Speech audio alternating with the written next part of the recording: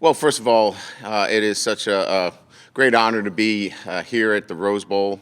Um, Obviously, we want to thank the great city of Dallas and um, partnering with the Rose Bowl to give us this unique opportunity to play this game.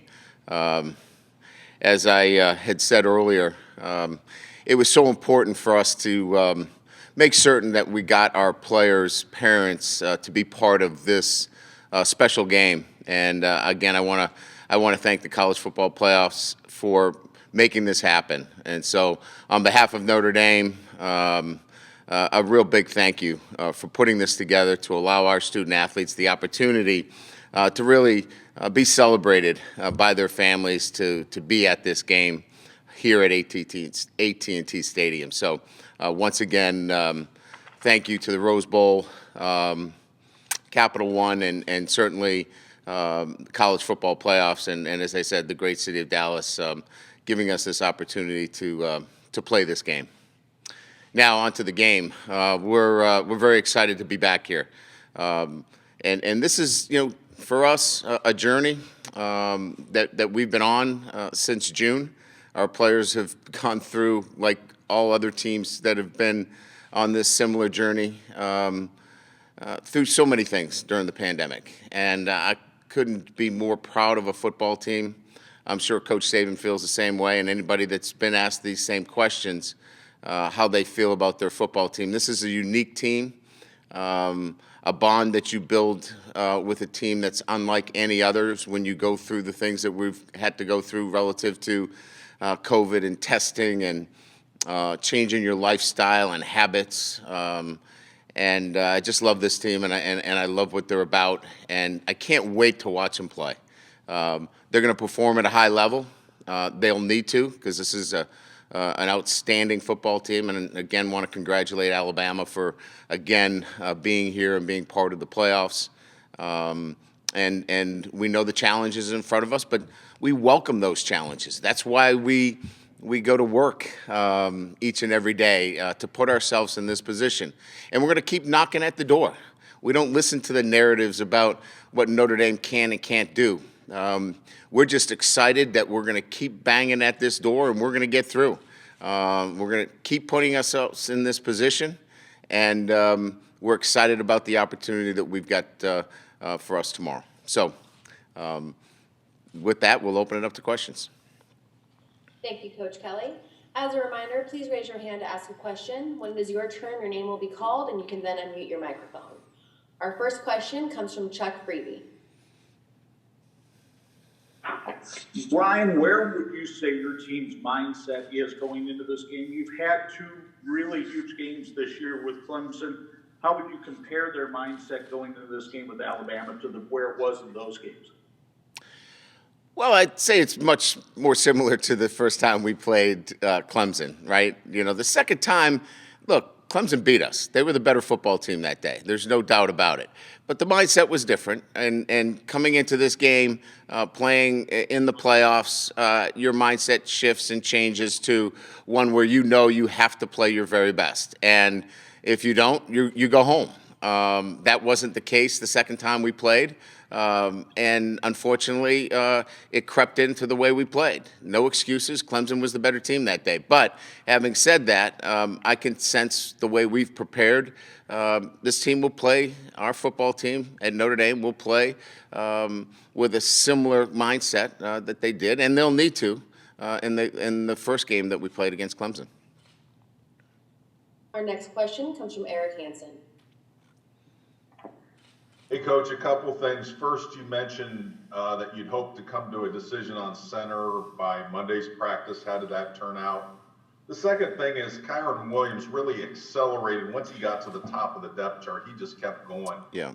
I wondered if you could describe the relationship between Kyron and Lance and Lance's role and kind of the way that Kyron's developed during the year. Yeah, I mean, I think both centers are prepared and ready to play. I think that'll be a game time decision. I think Coach Quinn and I and Coach Reese have talked at great length about both of them, and both are extremely capable of playing at the position. I think it's going to be a game time decision, and both could actually play for us. I think the maturation of anybody has to do with relationships, right? And also knowing when their time has come. And both of those things are what we're talking about with Kyron. Kyron knew that it was his time, right? We had the graduation, at that position, and it was his time. But he's built a great relationship, and Lance has done a great job of developing that with Kyron. So I think anytime you see a back or any position, not just running back, show themselves in their first year, I think it's the individual who says it's my time and I'm going to go take this, because I think that has to happen first. They have to believe in themselves. And then I think Lance has done a great job in building a strong relationship with Kyron and, quite frankly, all the backs, not just Kyron, because we've seen Chris Tyree play as a true freshman. We've seen Sebo really blossom in his time with all the backs, and I think he does a great job preparing them. Our next question comes from Joey Blackwell. Hey, Coach. First off, thank you so much for doing this, and a Happy New Year to you and your family. Thank you. I had a quick question about, you guys started off the season 10-0. How do you keep your team focused from week to week when you're winning from week to week? And on top of that, does a loss to Clemson kind of serve as a means to recalibrate that focus heading into the Rose Bowl? Yeah, we revert back to a process because, obviously we're coming off a very successful season the year before, and then an undefeated season in 2018. So, we won 12 consecutive games in 18, undefeated season, and then we come back in 20 and win 10. You have to have a process that allows the team, the organization, everybody associated with it to fall back on that, to check their work, so to speak, from week to week in terms of how are we following our process so we're prepared for anything that comes our way. And so I think we do a really good job of not thinking about outcomes as much as we think about what our process is and how we do that on a day-to-day basis. How we eat, how we sleep, what decisions that we make on a day-to-day basis as it relates to going to class. And I think all those go to a process that we have in place that our guys have done a really, really good job of following through on. Our next question comes from Chris Daly. Brian, congrats on yet another great season here. So Notre Dame is not just a great football school, but it's great academically as well. You ranked highest amongst the top 10 teams in graduation percentage. So how difficult does this make recruiting when you're limited to only a certain amount of kids? There are challenges. We'd like to have Notre Dame maybe be in a warmer weather climate area too, if we could arrange that too. But these are the challenges that we embrace. We embrace the challenges because it gets us, a student athlete that is committed to the academics of a great university like Notre Dame. So, we've embraced these challenges. And we've taken them, and we've still won football games, and we've still done it with great graduation rates. And I think we've shown that you can do it. You can do it with great student athletes, with challenges geographically in recruiting, and still have an opportunity to win a national championship. So we're proud of that. Our next question comes from John Finneran. Morning, Brian. Morning, John. If you share some thoughts and things that you've seen that maybe we haven't seen about Ian Book and the way he goes about preparing for games, going through the season, his relationship with players and coaches and things like that. Little things that we don't know that speak of who he is. That's a tough question, John, because you guys know everything. So I don't know how, I'm kidding, obviously. But you opened yourself up to that. I would say the things about Ian in particular would be his personality, the way he comes into the building every day, you would think that he won the lottery.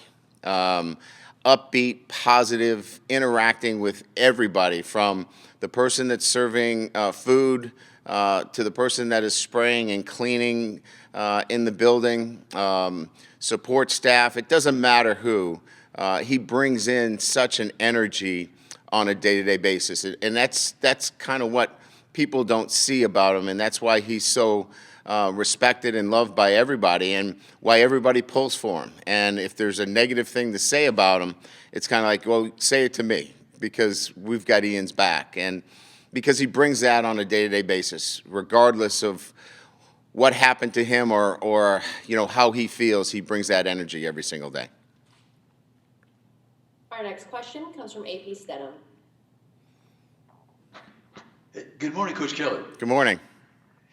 Coach, did you have any interest in recruiting Jaleel Billingsley, the number 19 tight end from Alabama?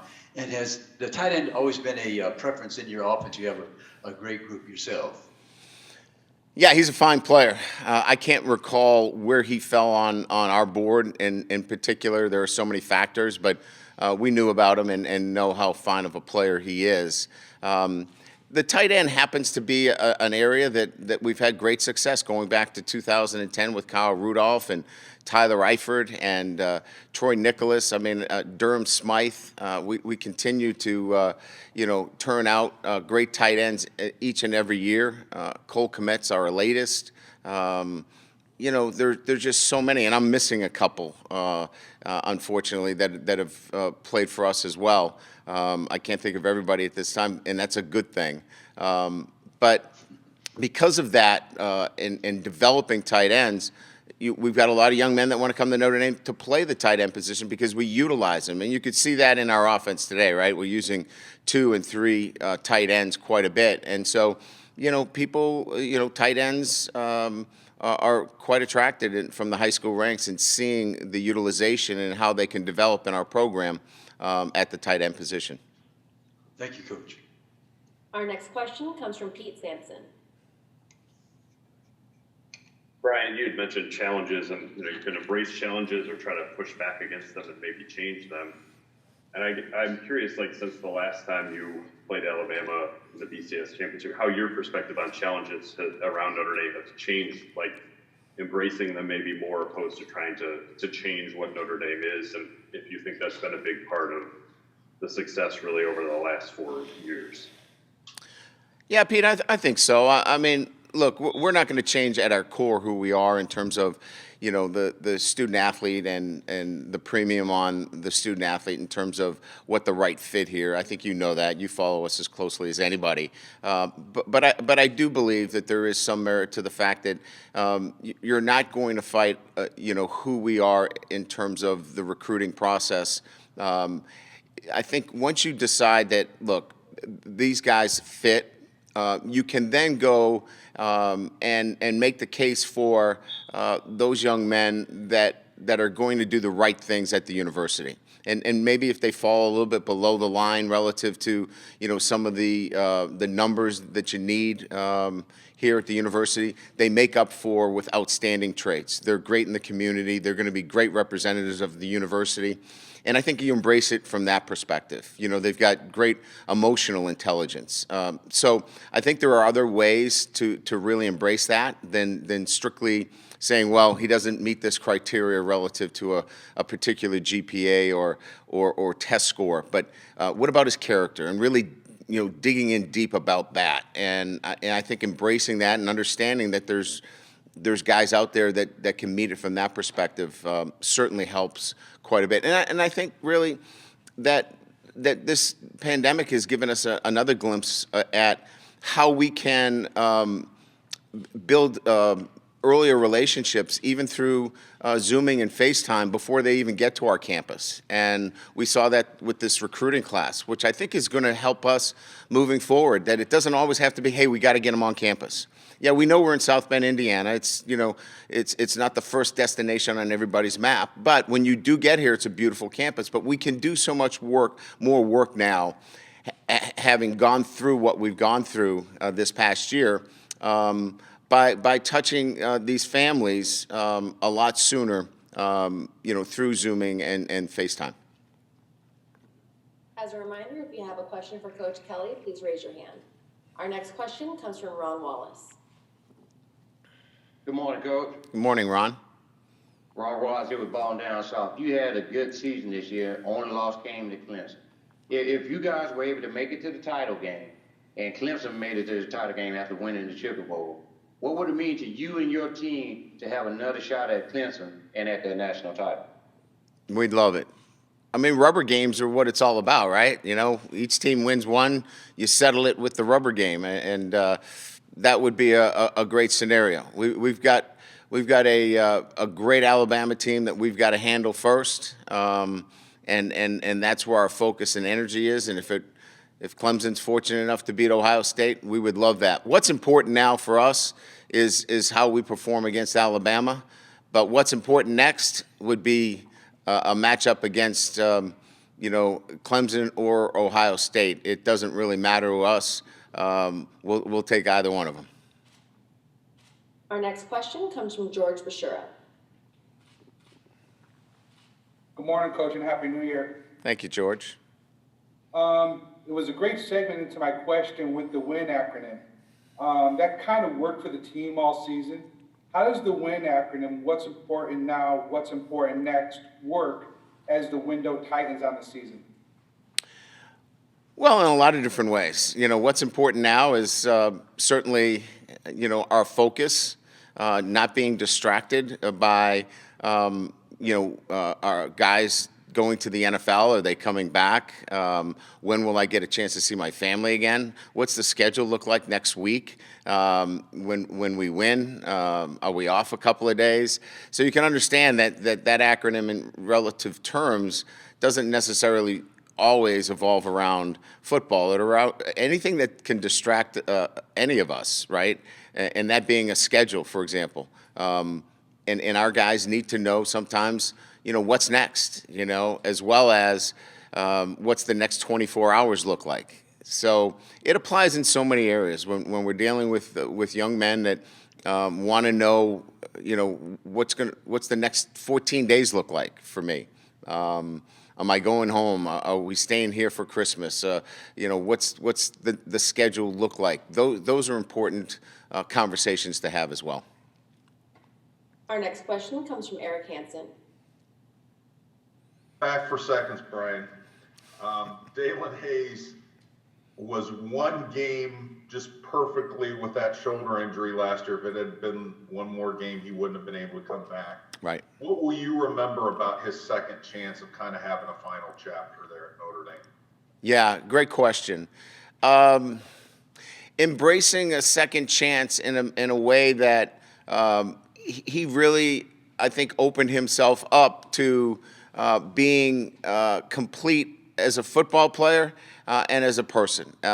He wanted to, I think, reach his potential, and I don't mean just as a football player, but as a person. I think he opened up himself to being vulnerable as a player and as a person, and we saw the growth of a young man in this past year that is, for me, why we get into this business, right? To see young men grow up the way he has, and grow up to be a captain and a leader of our football team. And so, just a great chapter, and one as a coach, you live for those moments. Thank you. If you have a question for Coach Kelly, please raise your hand in the Zoom chat.